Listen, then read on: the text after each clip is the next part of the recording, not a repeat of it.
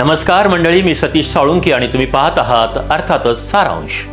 मंडळी, बीडचा प्राचीन किल्ल्याविषयी मागच्या पहिल्या भागात म्हणजे जवळपास 50,000 लोकांनी हा व्हिडिओ पाहिला. त्या सगळ्यांचा मी अंतःकरणापासून आभारी आहे. मंडळी, आपण पाहिलं होतं की देवगिरीचा राजा शंकरदेव यादवानं 1305 मध्ये बीडचा किल्ला बांधला होता. दरम्यान 1317 मध्ये अल्लाउद्दीन खिल्जीने देवगिरी ताब्यात घेतल्यावर बीड देखील खिल्जीच्या ताब्यात गेलं. मात्र त्याने बीडच्या किल्ल्याकडे पूर्णपणे दुर्लक्ष केलं होतं. परंतु नंतर आलेल्या मोहम्मद बिन तुघलकाने किल्ल्याला तटबंदी 1328 मध्ये उभारली.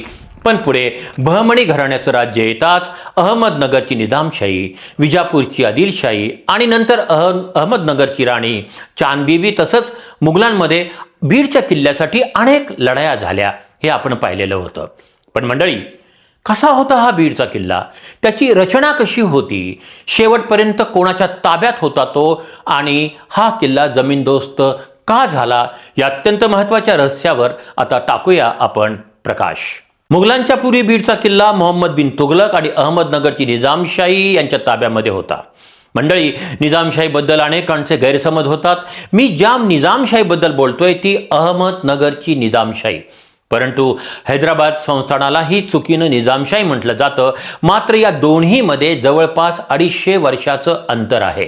तर मंडळी, बीडचा किल्ला अहमदनगरच्या निजामशाहीच्या ताब्यात असताना किल्ल्यावर फारशा इमारती उभ्या राहिल्या नाहीत. या काळात ना राजुरी वेस होती ना कोतवाली वेस. मात्र मुघलांनी 1635 साली बीडचा किल्ला जिंकल्यावर त्यात मोठ्या सुधारणा केल्या. किल्ल्यावर जामा मशीद उभारण्यात आली. याशिवाय किल्ल्यावर काही प्रशासकीय कार्यालय, सैनिकी छावण्या उभा राहिल्या. त्या याच काळात मुघलांच्या काळात. कोतवाली वेस, किल्ल्यावरली वेस आणि बिंदुसरा नदीला लागून असणारी जवळपास 6 किलोमीटरची तटबंदी उभा राहिली ती मुघलांच्याच काळात. मात्र राजुरी वेस अजूनही उभा राहिली नव्हती. मंडळी, बीडच्या किल्ल्याचा हा अपेक्षित तलन्यास. मुघलांच्या काळामध्ये मोठ्या प्रमाणात लोकवस्ती निर्माण झाली होती. जामा मशिदही मुघलांच्याच काळामध्ये निर्माण झाली. कोतवाली दरवाजा आणि मोठ्या प्रमाणातली तटबंदी ही मुघलकालीनच आहे.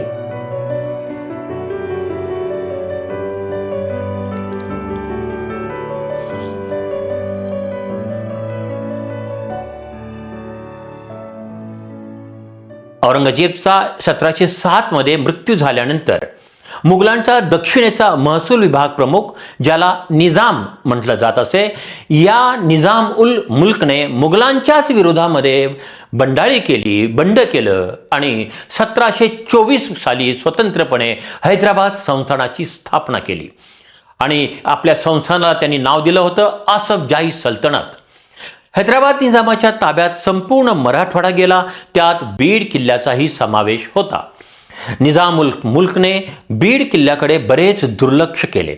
हैदराबादच्या निजामाचे राज्य येता येता निजामशाही, तुघलक, मुघल मराठवाड्यातून पूर्णपणे हद्दपार झालेले होते.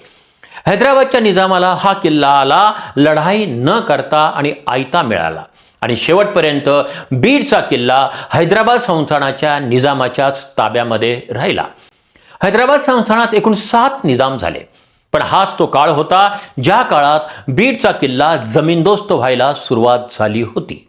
हैदराबाद संस्थानाच्या काळात बीडची जहागिरी हनुमंतराव निंबाळकर, जे हनुमंतराव दुसरा निंबाळकर असंही त्यांना म्हणलं जातं, जे इतिहासाच्या पानामध्ये ज्यांना सुलतानजी निंबाळकर म्हणून संबोधले जातं, त्यांनी राजुरवेस दरवाजा उभारला. हीच काय ती किल्ल्याशी संबंधित इमारत या काळामध्ये उभी राहिली.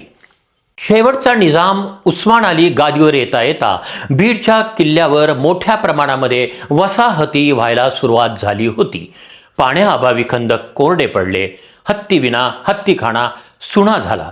या दोन्ही ठिकाणी लोकांनी घरं बांधायला सुरुवात केली आणि हेच कारण होतं बीडच्या किल्ल्याचं अस्तित्व संपण्याचं.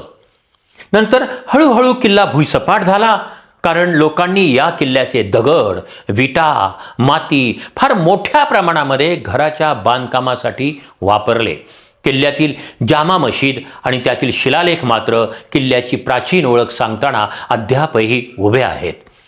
किल्ल्याच्या साहित्याचा प्रचंड प्रमाणामध्ये वसाहतीच्या बांधकामांसाठी वापर झाल्याने आज हा किल्ला इतिहास जमा झाला आहे. मंडळी, इतिहासात निर्माण झालेल्या इमारती नष्ट होतात, पण त्यांचा लिखित इतिहास कधीही नष्ट होत नाही. पुस्तकाच्या पानातून, शिलालेखातून, ताम्रपटातून हा इतिहास जिवंत राहत असतो. मंडळी, आपल्या ऐतिहासिक वारशाला जपा. नसता पुढच्या पिढीला सांगायला तुमच्याजवळ काहीही शिल्लक राहणार नाही.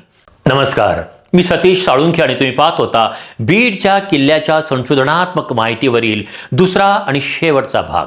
तुम्हाला हा व्हिडिओ कसा वाटला ते कॉमेंट्समध्ये लिहा.